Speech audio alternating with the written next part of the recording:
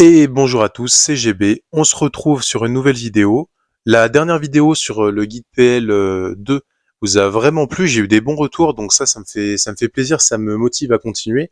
C'est pour ça que là, je vous sors le troisième épisode dans la foulée. Comme je vois que ça a bien plu, je continue. Et puis, en réalité, vous aurez jamais assez de conseils et de tips sur certaines maps, parce qu'en fait, des micro-détails et des petits trucs qui peuvent changer mon game, il y en a quasiment à l'infini sur ce jeu. Tant que je vois que j'ai des retours positifs et que ça aide la plupart d'entre vous, je continuerai à vous donner des petits conseils dans les games que je peux faire. Allez, c'est parti.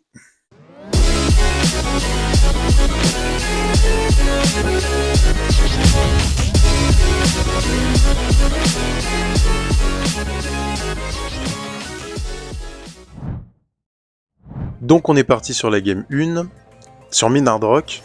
Ici, le meilleur brawler, comme toujours, je vous rappelle la démarche, on banne le plus fort des brawlers sur la map quand on n'a pas le first pick.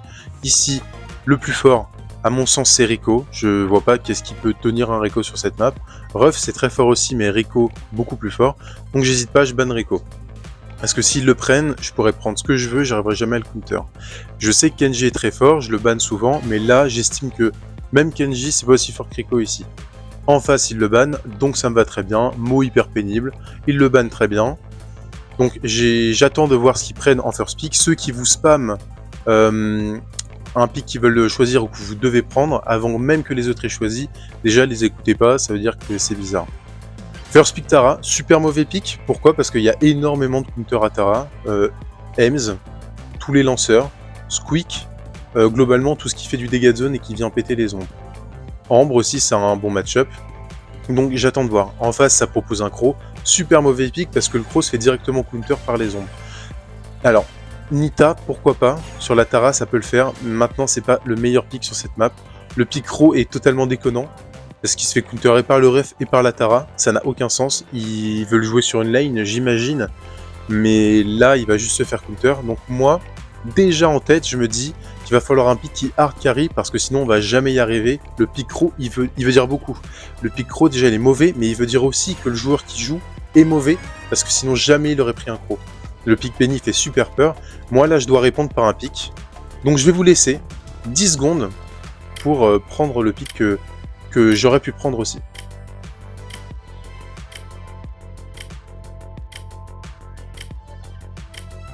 Je décide de prendre Wally. J'ai vachement hésité avec Squeak, parce que Squeak et Wally ont vraiment des super match-up contre ce qu'il y a en face. Pourquoi pas un autre lanceur ? Parce que là, je peux vraiment snowball avec un Wally ou un Squeak. Les deux revenaient au même.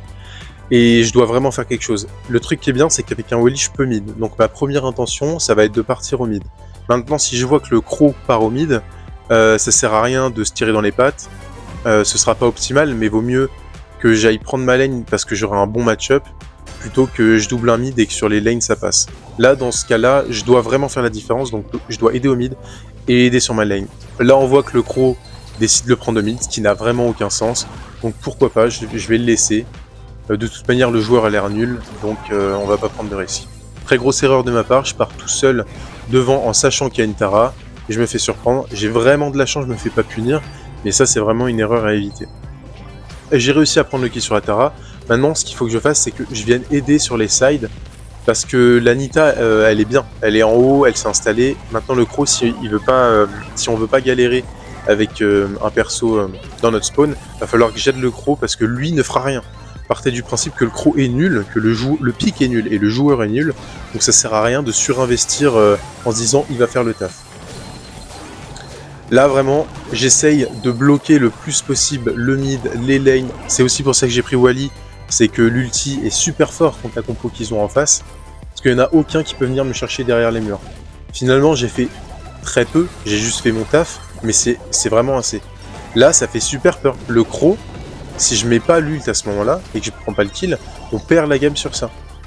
Donc c'est vraiment rageant. Et là on voit bien que le pick en lui-même est mauvais, mais le joueur aussi aurait pu largement nous troll la game. Il me semble que après il va aussi sauter pour je sais pas les trolls en fin de game, mais bon ce joueur faut pas lui faire confiance. C'est pour ça que je voulais aller mid, c'est qu'à la base quelqu'un qui pique un Crow dans cette map, je lui fais pas confiance pour garder les gemmes. Là vraiment je dis à l'Anita de partir à gauche. Parce que sur ce side, je peux aller m'installer beaucoup plus simplement. Vous voyez qu'à gauche, il y a un petit bush qui dépasse, donc je peux me faire surprendre. Ça sera plus dur pour moi de m'installer, et s'il y a bien quelque chose que je dois faire là, c'est hard carry. Donc je vais prendre le side le plus facile, donc de droite, là où j'ai le plus de rebond, et là où j'ai le plus de cover, pour m'installer le plus vite possible, monter le plus haut possible, et venir taper les ombres de Tara, comme ça le croc peut au moins faire quelque chose, sinon on se fait directement counter. Mettre les murs, leur mettre la pression directement au spawn. Voilà, ce mur-là, il est hyper handicapant pour des persos en face qui n'ont rien pour tirer à travers les murs. Ça aussi, un petit conseil pour quand vous faites dodge votre wally par un joueur adverse, tirez en rebond comme un Reiko. La plupart des gens jouent wally comme un lanceur classique, mais c'est dommage parce que vous avez la possibilité de faire des rebonds. Et souvent, les joueurs ils partent à l'opposé de là où vous tirez. Donc si vous faites un rebond, soit vous l'avez sur la première intention, soit le rebond va l'avoir sur le moment où la personne recule. Donc très souvent le rebond il marche bien, les joueurs ils sont pas prêts et ils voient pas souvent des wally partir sur des rebonds. Donc c'est vraiment quelque chose qui marche bien, vous pouvez l'implémenter. Avec le croc qui saute à la fin, c'est vraiment c'est hyper risqué. Le score part de lui-même, fallait vraiment aller carry, j'ai 2 fois les dégâts de mes mates, donc finalement ça se passe bien. Sur cette game numéro 2, on va se retrouver sur le rocher de la Belle. On a le first pick, et j'ai décidé de ban Kenji parce que j'ai pas envie de jouer avec un Kenji, c'est chiant, et j'ai pas envie de jouer contre un Kenji. D'emblée, il y a un truc qui me fait super peur, c'est le gars qui me propose un Sam. Voilà, ça revient un petit peu à un Doug. Je dis pourquoi pas, hein, mais c'est dans une optique de lose la game. Ensuite, avec moi, ça pique un Gus P10. Là aussi, ça témoigne de quelque chose sur le joueur, c'est-à-dire que le Gus, il est bien. Le P10, ça veut dire que sûrement il a des P11, mais je choisis de prendre un P10. Ne prenez pas un P10. Vous avez des P11, prenez des P11, même si c'est un peu moins optimal. Là, je me dis, le gars, il est nul avec moi, qui me propose un Sam. Donc, proposer un pick dans ces cas-là, qui soit safe et qui soit facile à jouer. Jean, faut auto-shoot, c'est safe. Ce sera mieux qu'un Sam qui va feed un Larry et qui aura qu'une chance contre RT. Je vous laisse 10 secondes pour choisir ce que j'aurais pu pick. Et si possible, qui marche en synergie avec Max, parce que c'est bien autant jouer avec ce que vos alliés proposent.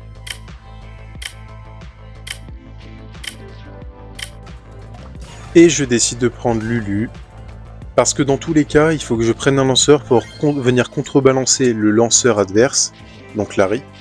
Et je peux pas me permettre de prendre un pick aggro contre ce lanceur, parce que en face, il y a un RT. Donc s'il y a un RT, déjà le Mortis, le Daryl, le Buzz, tout ça on oublie. À la limite, un Buster. Peut-être ça pourrait faire quelque chose, mais le Larry, il a un bon match-up contre Buster. Donc mauvaise idée. Le seul pick qui me vient en tête, ça aurait été un Tick ou une Lulu, mais le Tick était ban, donc je décide de prendre ça. Pourquoi ? Parce que je vais contrebalancer le Larry, j'aurai un bon match-up contre le RT, et je pourrais faire quelque chose contre le Karl. Je m'attendais à un pick aggro, vu notre compo. Le Karl, c'était pas le meilleur pick. Mais bon, disons qu'avec Lulu, je me dis que je peux faire quelque chose contre un pick aggro. Qu'avec un Tick ou avec un Wally, c'est mort d'emblée, donc je vais pas prendre un Wally par exemple, même s'il était open. Le problème, mais vous allez le voir assez vite, c'est qu'avec Lulu, j'ai pas la range. Là, je vais vraiment rester dans le bush pour limiter un petit peu cette faiblesse et commencer à charger mon ult. Ça sert à rien que je push tout seul sans mes mates, sachant que j'ai même pas d'ult. Je vais rester un petit peu avec le max pour faire reculer le Karl de temps en temps, et surtout, je vais attendre l'ulti de max comme là maintenant, parce que ça va me donner une opportunité de réduire cette différence de range avec le Larry par exemple, et de venir m'installer. Une fois que je suis installé dans les bush ou derrière les petits murets, je suis vachement mieux pour tenir un Larry ou le Karl. Là en bas, j'ai pas tellement l'avantage. En fait, c'est à moi de débloquer la situation, mais pour ça, je dois quand même attendre un peu le max. Et dès que j'ai une speed, je peux venir m'installer et venir surprendre le Karl. Le but principal avec cette stratégie, c'est de venir s'installer dans leur bush à eux, comme ça j'aurai plus de range, et là je pourrais mettre une pression énorme. Ici, de toute manière, le Gus est mort beaucoup trop tôt, et si ça joue bien en face, il n'y a aucun monde où on peut 2v3 ce qu'ils ont en face avec un max. Le problème du max, c'est que c'est très bien pour la speed, et moi ça m'avantage, c'est aussi pour ça que j'ai pris Lulu, parce que je savais qu'il y aurait cette faiblesse de range qui serait peut-être compensable par le max, mais c'est vrai que c'est pas un brawler qui peut hard carry max, donc je m'attends pas à faire des miracles en 2v3. Il faut vraiment que mes deux mates ils arrivent à temporiser et que moi je fasse la diff avec mes ults. En fait, le Larry et le Karl, ils vont galérer à gérer mon ult, et ça va forcer, là, comme ce qui s'est passé, le Larry à claquer son ult à lui. Et au final, s'il nous claque un ult, c'est toujours ça en moins géré, et comme j'ai l'avantage une fois que j'ai dans les bush, en fait, c'est... Même si mon ulti il meurt, c'est pas hyper important. Une fois que j'ai cette pause là, ils peuvent difficilement faire quelque chose. Le Karl devrait me rush, comme ce qu'il fait là maintenant, mais c'est mal exécuté, il devrait le faire avec un ulti. Et oui, là par contre, si le Karl jouait bien avec un ulti et un bon gadget, ce serait compliqué. Là, c'est pas le cas. C'est aussi la chance qu'on a en fin de saison en Master, c'est que les gens sont pas hyper bons. Sur la deuxième manche, on va essayer de faire la même chose. On attend, on temporise, on commence à charger l'ult. J'attends l'ulti du max, ce qui me permet de prendre la pression. Et sur le côté, il faut que je prie pour que le Gus ou le Max fasse un minimum leur taf et ne meure pas au minimum. C'est vraiment important de connaître votre faiblesse, même si vous avez les match-ups dans une situation donnée. Là, sur le début, par exemple, c'est comme un Surge quand c'est P1, ça n'a aucun match-up. Mais quand ça passe P2, P3, ça a globalement tous les match-ups du jeu. Là, j'ai pas les match-ups, donc j'attends une erreur. Erreur qui va être faite de la part du Karl, comme là maintenant, qui push un peu trop, donc moi j'oublie pas que j'ai un gadget, que je peux slow, et ce slow, il permet de négocier le kill grâce au max. Mais si j'avais pas mis le slow, le max, je pense pas qu'il aurait été en mesure de prendre le kill. Le RT qui tombe, ensuite on est en 1v2. Là, peut-être petite erreur, il faudrait que, quand c'est comme ça, quand il reste qu'un seul joueur en face, et que j'ai déjà mon ulti, essayer de faire charger le max le plus possible, et le Gus qui ont des ultis quand même qui changent la donne. Si vous avez une Tara ou un Jhin ou un Mortis, j'en vois beaucoup, quand vous êtes avec des Mortis, vous prenez le kill à la fin alors que vous avez votre ult. Le plus important pour le Mortis, c'est d'avoir ses chauves-souris. Donc faut aussi comprendre la priorité qu'ont certains persos pour charger leurs ults. Là, le Larry, il a bien compris quelque chose, c'est pour ça qu'il essaye de me tirer à distance, et que si je rentre dans les bush, je couvre les 2 tiers du terrain. C'est pour ça qu'il essaye un petit peu de me contester. Au final, il est trop low, donc il doit abandonner la pause. Et puis une fois que j'ai pris le mid, là j'ai trop de portée, même si j'ai pas énormément de dégâts, c'est trop pénible du Lulu qui vient de gratter. La game se passe super bien, donc c'est tant mieux, et puis on va pouvoir passer à la game 3. La game 3 où j'ai aussi pris un lanceur, mais vous voyez à chaque fois, le lanceur, il est pris en last pick, dans une situation vraiment bien précise. Soit vous n'avez pas le choix, parce qu'en face, si vous ne prenez pas de lanceur, vous allez vous faire bouffer, comme c'était le cas dans cette game. Soit vous voyez qu'en face, comme la première, où il n'y avait aucun counter lanceur, là ça vaut le coup de prendre un lanceur, parce que ça vous assure quasiment une game free. Donc sur cette troisième game, on est sur zone réservée, stratégie parallèle. Ici, je vais ban RT, parce que ça vous empêche de prendre un pick aggro, le RT. Il peut défendre, mid, et il peut aussi attaquer. Et si jamais vous décidez de prendre un Mortis ou une compo aggro pour punir une compo en face, vous pourrez jamais si le RT est pris. Alors qu'un Gaël, par exemple, vous pouvez toujours faire quelque chose. Mais un RT, tu vas au corps à corps, tu te fais one shot, donc autant ban ça. En plus, j'ai bien attendu que ça pique, que ça banne Kenji en face, donc ça me va.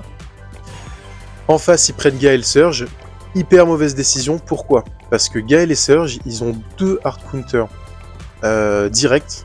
Donc ils ont la même faiblesse tous les deux. Donc en prenant le même pic, la même faiblesse en 2 pics, ils se mettent vraiment dans une situation délicate. Si avec moi, le gars il prend un Spike ou un Stu, normalement c'est fini pour eux.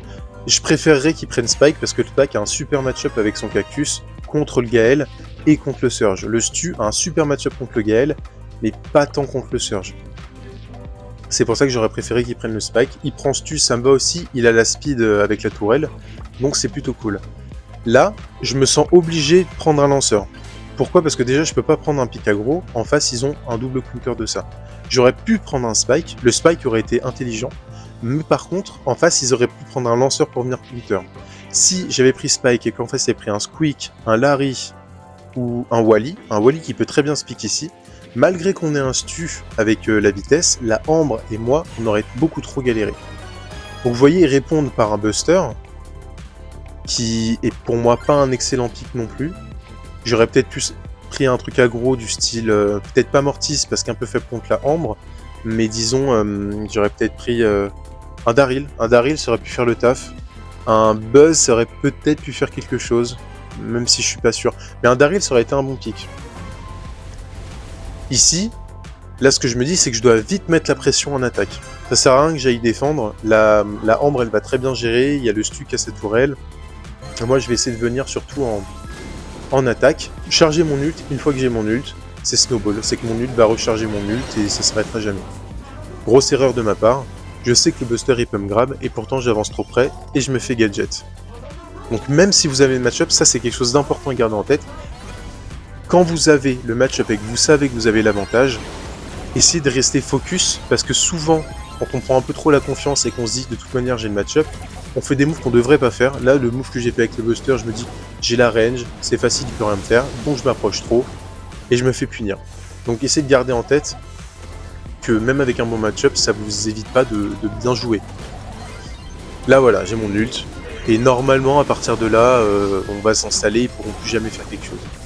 Le Gaël, il est bien mignon à mettre son pad, pourquoi pas pour le Buster, mais là le problème c'est qu'ils font tous la même erreur, c'est qu'ils viennent un par un.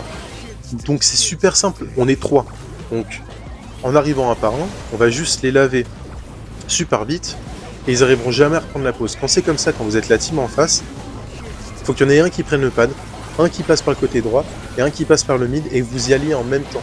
Si vous êtes à 3 sur le même endroit, on a des dégâts de zone, donc vous êtes foutus. Si vous sautez sur le pad à 3 ou un après les autres, on va vous attendre à la sortie, et donc vous êtes foutus. La seule chance que vous ayez de reprendre la pause, même si ça va être difficile, mais c'est la seule chance, c'est d'y aller en équipe. Et c'est le problème de la zone réservée, notamment sur cercle de feu, c'est que les gens ont tendance à, quand ils meurent, à revenir très vite tout seuls, en pensant qu'ils vont réussir à faire la diff en 1v3. Alors que c'est pas le cas. Et si vous mourrez, vous allez encore perdre du temps au respawn, et si vos mates ne vous attendent pas et qu'ils décident de faire la diff tout seul, ils vont faire la même chose, et c'est un cercle vicieux sans fin. Prenez le temps, ça sert à rien, on peut perdre 10%, si derrière ça vous permet de reprendre 50%, c'est rentable. Mais ne vous dites pas je vais rush et puis voilà. J'espère que avec cette vidéo, vous pouvez voir un petit peu dans quel contexte j'essaie de prendre un lanceur. Vous verrez que je prends jamais un lanceur en first pick, peu importe le mode, c'est une erreur. Que ce soit un tick, un wally, parce qu'en fait, ça donne à l'adversaire l'info que vous avez une strat lanceur. C'est rare de prendre un lanceur et ensuite un pick aggro, même si ça arrive. Ce que vous dites à l'adversaire en prenant un lanceur first pick, c'est je vais jouer contrôle, je vais jouer lanceur, et bah du coup tu vas me counter. Donc eux ils ont 3 picks derrière pour construire un truc aggro. C'est quand même vachement facile. Que si vous faites un last pick lanceur et que vous prenez des pics ambigus au début qui peuvent ouvrir sur toutes les compos possibles, le last pick lanceur il fait super mal parce que vous avez les match-ups. Dans la prochaine vidéo, j'aimerais bien vous montrer un petit peu comment jouer mid. C'est super important quand vous êtes au mid de comprendre c'est quoi votre rôle. Par exemple, de prendre les gemmes au mid, en gemme grab, c'est hyper important. Et si vous faites que ça en tant que mid, vous allez souvent perdre vos games. En tant que mid, c'est hyper important de venir aider ces lanes. Et ça, c'est un point que j'aimerais bien vous montrer dans la prochaine game, si cette vidéo vous a plu et a été utile. Voilà, je vous remercie d'avoir regardé jusqu'au bout. La vidéo était un peu plus longue que d'habitude, mais j'espère qu'elle vous plaira. Voilà, je vous souhaite une bonne journée et à plus.